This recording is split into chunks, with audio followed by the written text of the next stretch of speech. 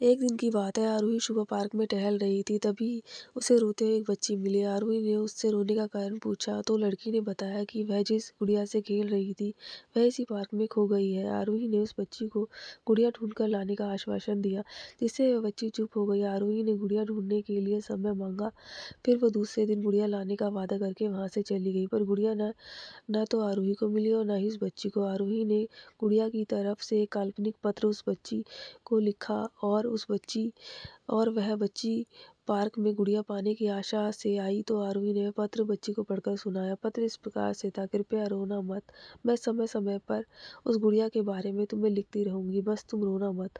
अब आरोही रोज उस खोई गुड़िया की तरफ से काल्पनिक पत्र लिखती और लगभग रोज उस बच्ची को पढ़कर सुनाती, जो कि यात्रा का काल्पनिक वर्णन हुआ करता था। आरोही ने इस काल्पनिक रोचक वर्णन ने उस बच्ची को रोने नहीं दिया। वह खुशी खुशी अपनी गुड़िया की घुमक्कड़ी किस्से सुनने लगी। अब वह खुश रहने लगी।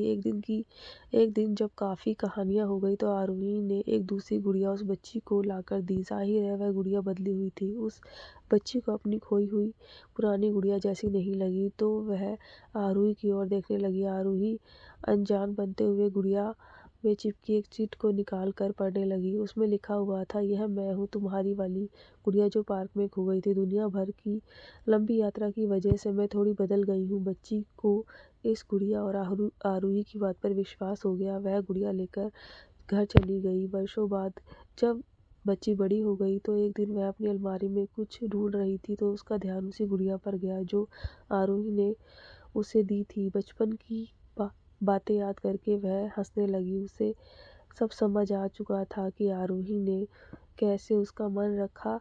उसे उस गुड़िया पर फिर प्यार आने लगा। वह उसे बड़े गौर से देखने लगी। तभी उसकी नज़र गुड़िया की फ्रॉक की आस्तीन में छुपे एक छोटे से पत्र पर गई।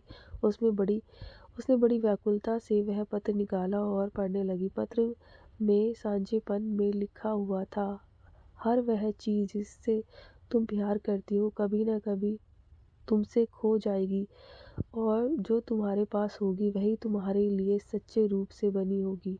रूप भले ही भिन्न ना हो पर प्यार एकदम एकदम खालिस होगा।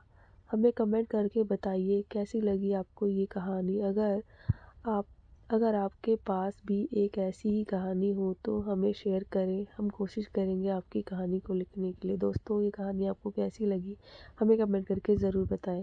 मिलते हैं एक नई कहानी के साथ।